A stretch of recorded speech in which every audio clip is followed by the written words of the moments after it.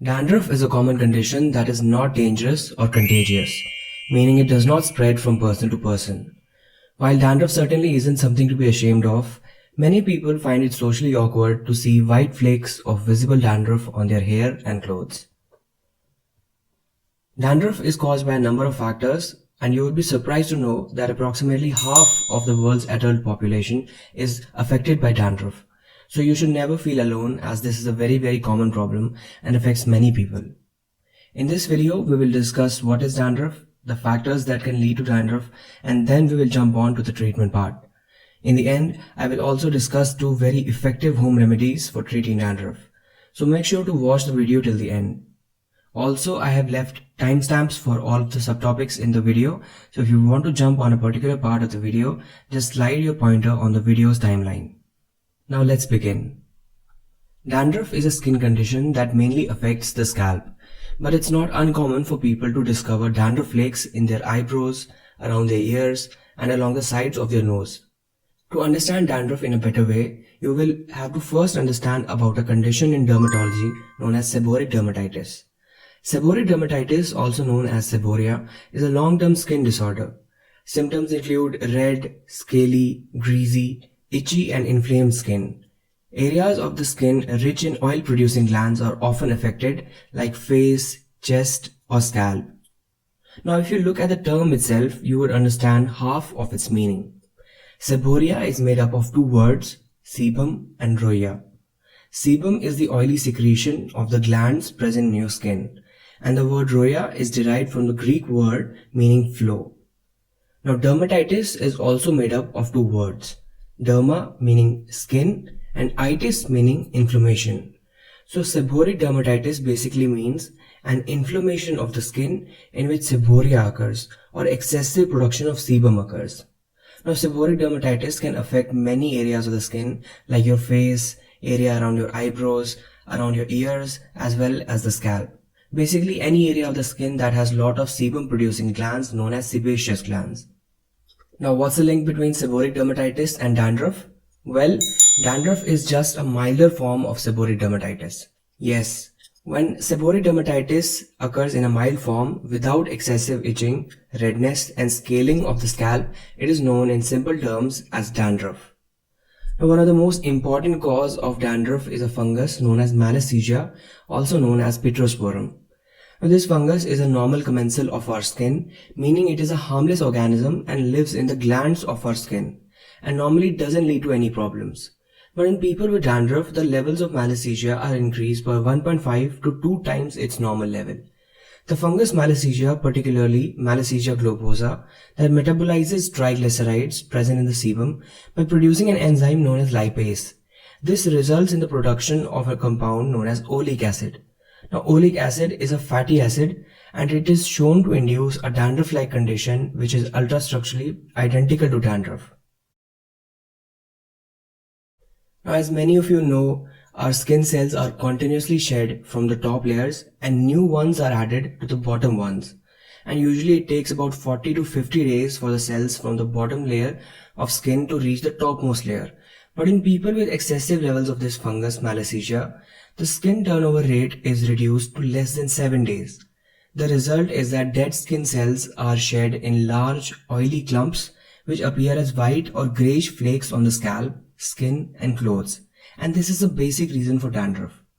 So, a dandruff scale is just a large clump of dead skin cells mixed with oily secretions of sebaceous glands and keratin.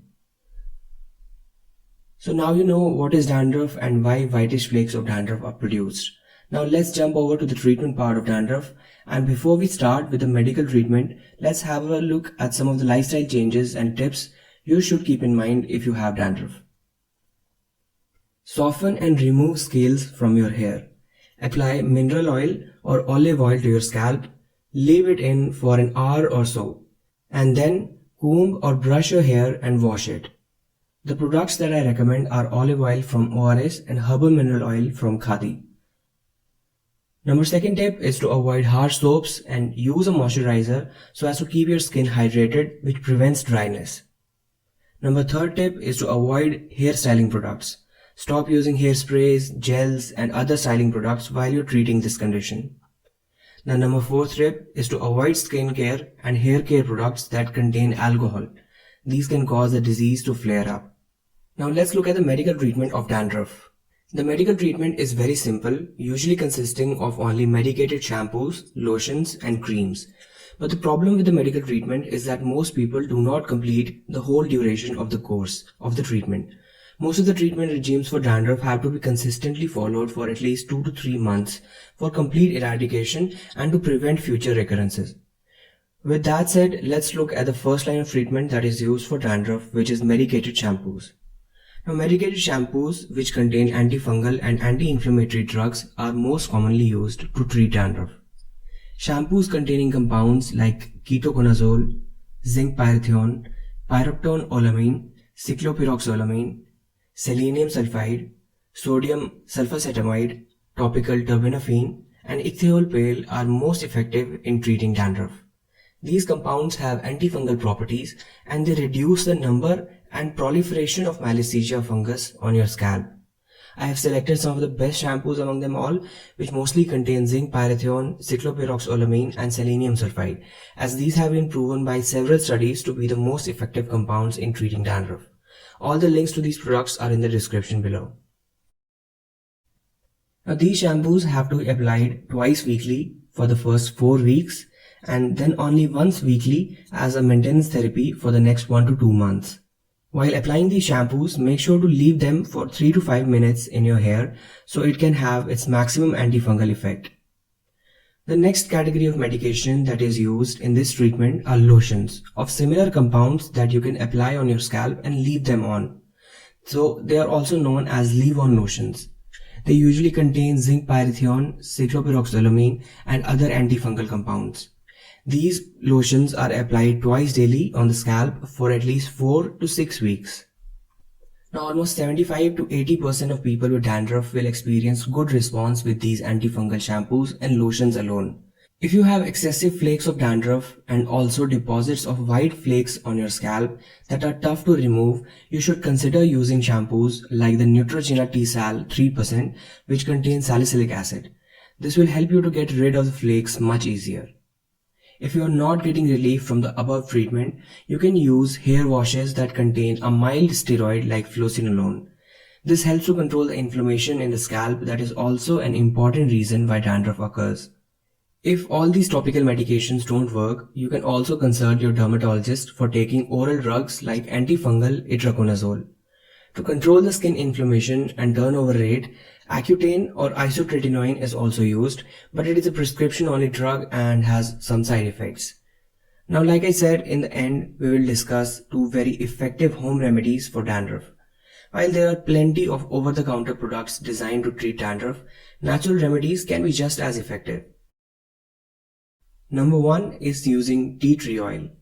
Tea tree oil is an essential oil that can be used for several purposes, including keeping skin, hair and nails healthy. It is also proven to have powerful antimicrobial and anti-inflammatory properties which may help alleviate symptoms of dandruff. In fact, according to one review, tea tree oil is effective in fighting the specific strain of fungus that can cause both seborrhoeic dermatitis and dandruff.